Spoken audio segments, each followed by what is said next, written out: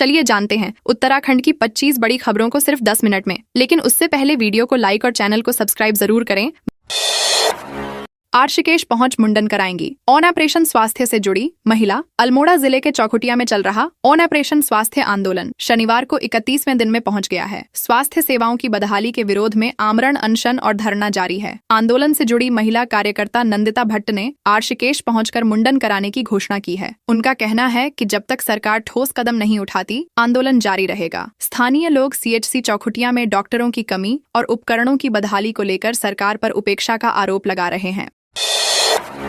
उत्तराखंड आंदोलन में महिलाओं ने निभाई अहम भूमिका। उत्तराखंड राज्य आंदोलन में महिलाओं की भूमिका हमेशा प्रेरणादायक रही है। 1990 के दशक में राज्य की मांग को लेकर जब आंदोलन चला तो हजारों महिलाएं छोटे बच्चों को गोद में लेकर भी सड़कों पर उतर आईं। कई प्रदर्शनों में महिलाएं ही सरकारी दफ्तरों के बाहर मोर्चा संभाले दिखीं। इन्हीं मातृशक्ति के संघर्ष से आज उत्तराखंड रजत जयंती मनाने की तैयारी कर रहा है। हाल ही में CM पुष्कर सिंह धामी ने हरिद्वार में कहा कि मातृशक्ति ने राज्य निर्माण में अमिट योगदान दिया है।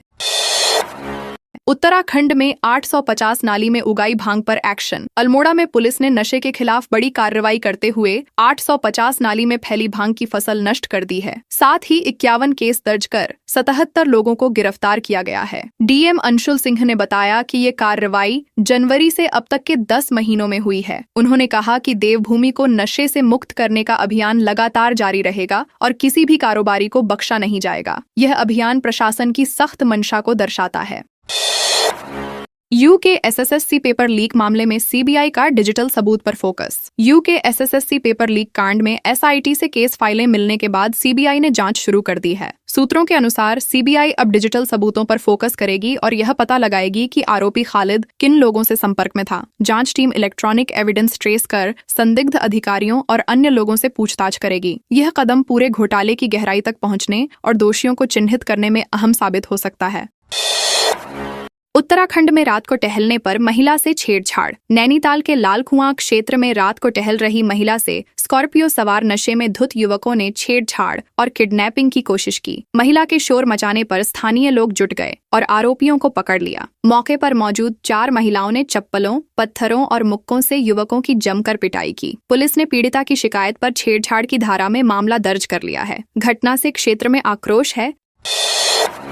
महिला अधिवक्ता को धमकी देने के मामले में हाई कोर्ट सख्त। हल्द्वानी में 2014 के नन्ही परी हत्याकांड मामले में आरोपी को सुप्रीम कोर्ट से बरी किए जाने के बाद उसकी महिला अधिवक्ता को सोशल मीडिया पर धमकियां दी गईं। इस पर सुनवाई करते हुए उत्तराखंड हाई कोर्ट ने फेसबुक और अन्य प्लेटफॉर्म्स को नोटिस जारी कर जवाब मांगा है। मुख्य न्यायाधीश नरेंद्र और न्यायमूर्ति उपाध्याय की खंडपीठ ने SSP और STF देहरादून को भी पक्षकार बनाया है। कोर्ट ने कहा कि ऐसे मामलों में साइबर धमकियों पर सख्त कार्रवाई जरूरी है।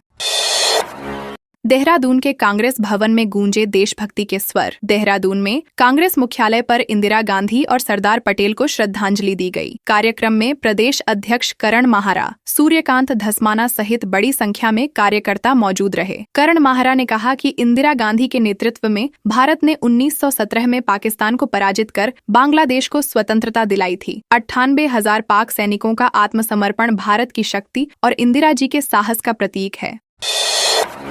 राष्ट्रपति निकेतन बना देहरादून की पहचान। राज्य गठन की 25वीं वर्षगांठ पर राष्ट्रपति द्रौपदी मुर्मू 3 दिवसीय दौरे पर उत्तराखंड आ रही हैं। अपने प्रवास के दौरान वे देहरादून स्थित राष्ट्रपति निकेतन और उससे जुड़ी परियोजनाओं का उद्घाटन कर सकती हैं। यह दौरा केवल औपचारिक नहीं बल्कि राज्य के इतिहास, संस्कृति और विकास को नई दिशा देने वाला साबित होगा। राष्ट्रपति निकेतन अब उत्तराखंड के गौरव और पहचान का प्रतीक बन चुका है। जंगलों में आग पर सरकार को कोर्ट ने लगाई फटकार। उत्तराखंड हाईकोर्ट ने जंगलों में आग पर नियंत्रण न कर पाने को लेकर सरकार को फटकार लगाई। कोर्ट ने कहा कि जंगल की आग अब सालाना त्योहार जैसी बन गई है। मुख्य न्यायाधीश गुहानाथन नरेंद्र और जस्टिस उपाध्याय की पीठ ने कहा कि 2017 से दिए जा रहे निर्देशों के बावजूद ठोस कदम नहीं उठाए गए। कोर्ट ने सोमवार तक विस्तृत अनुपालन रिपोर्ट मांगी है और कहा कि अगली सुनवाई उसी दिन होगी। हरिद्वार में टायर फटने से आपस में टकराए दो टेम्पो। हरिद्वार दिल्ली राष्ट्रीय राजमार्ग पर शुक्रवार दोपहर बड़ा हादसा हुआ जब पंत द्वीप पार्किंग के पास एक टेम्पो का टायर फट गया। अनियंत्रित टेम्पो सामने से आ रहे दूसरे टेम्पो से जा टकराया, जिससे दोनों वाहन बुरी तरह क्षतिग्रस्त हो गए। हादसे में गुजरात के जामनगर निवासी एक 7 वर्षीय बच्चे की मौत हो गई, जबकि 4 लोग गंभीर रूप से घायल हैं। सूचना पर पहुंची पुलिस ने घायलों को अस्पताल भेजा और मृत बच्चे का शव पोस्टमार्टम के लिए भिजवा दिया। नैनीताल में रेप के आरोपी को 12 साल की जेल। नैनीताल में 95% दिव्यांग महिला से दुष्कर्म और जान से मारने की धमकी देने वाले आरोपी को 12 साल की सजा और 15,000 जुर्माना सुनाया गया। जिला एवं सत्र न्यायाधीश हरीश कुमार गोयल की अदालत ने यह फैसला सुनाते हुए जिला विधिक सेवा प्राधिकरण को पीड़िता को आर्थिक मदद दिलाने के निर्देश दिए हैं। फैसले के बाद आरोपी को तुरंत न्यायिक हिरासत में लेकर जेल भेजा गया। अदालत ने इस अपराध को समाज के खिलाफ गंभीर अपराध बताया। धौलीगंगा में बन रही झील, भूवैज्ञानिकों ने जताई चिंता। चमोली जिले की नीति घाटी में धौलीगंगा नदी पर नई झील बनने से वैज्ञानिकों में चिंता बढ़ गई है। भूवैज्ञानिकों का कहना है कि यदि झील का विस्तार ऐसे ही जारी रहा तो निचले इलाकों में भारी तबाही हो सकती है। Professor MP.S. बिष्ट के अनुसार झील की लंबाई करीब 350 मीटर तक पहुंच चुकी है। उन्होंने सर्वे के बाद सरकार को सतर्क रहने और त्वरित कदम उठाने की सलाह दी है। उत्तराखंड की महिला अधिकारियों को नंदा देवी पुलिस वीर सम्मान। राष्ट्रीय महिला आयोग की अध्यक्ष विजय राहटकर ने उत्तराखंड की 2 वीर महिला पुलिस अधिकारियों को नंदा देवी पुलिस वीर सम्मान से सम्मानित किया है। यह सम्मान नागरिक सुरक्षा, अपराधियों की गिरफ्तारी, अनुशासन और कर्तव्यपरायणता में उत्कृष्ट योगदान के लिए दिया गया। सम्मान समारोह में राज्य पुलिस के पराक्रम और महिला सशक्तिकरण की सराहना की गई। यह पहल महिला पुलिस कर्मियों के मनोबल को बढ़ाने वाली मानी जा रही है।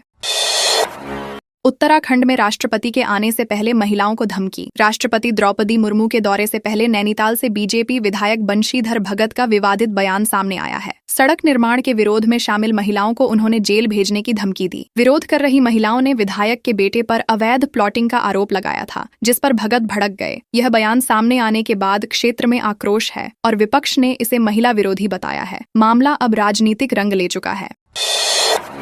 उत्तराखंड की लोक भाषाओं को मिला डिजिटल विस्तार। गढ़वाली, कुमाऊनी और जौनसारी भाषाओं को डिजिटल प्लेटफॉर्म से जोड़ने के लिए कनाडा और अमेरिका में एक साथ भाषा डेटा कलेक्शन पोर्टल लॉन्च किया गया। देवभूमि उत्तराखंड कल्चरल सोसाइटी कनाडा की पहल पर बने इस पोर्टल का उद्देश्य लोक भाषाओं को कृत्रिम बुद्धिमत्ता के माध्यम से संरक्षित करना है। यह पहल उत्तराखंड की सांस्कृतिक पहचान को वैश्विक मंच पर स्थापित करने की दिशा में बड़ा कदम मानी जा रही है। हाथियों का बदलता व्यवहार बना पहेली। उत्तराखंड के जंगलों में रह रहे हाथियों का व्यवहार अब वन विभाग के लिए पहेली बन गया है। हाल के महीनों में हरिद्वार, देहरादून और पौड़ी में हाथियों के गांवों और सड़कों तक पहुंचने की घटनाएं बढ़ी हैं। इन घटनाओं को देखते हुए वन विभाग ने हाथियों की मानसिक स्थिति और उनके बदलते स्वभाव को समझने के लिए एक विशेष अध्ययन शुरू करने का निर्णय लिया है। विशेषज्ञ इसे पर्यावरणीय बदलावों से जोड़कर देख रहे हैं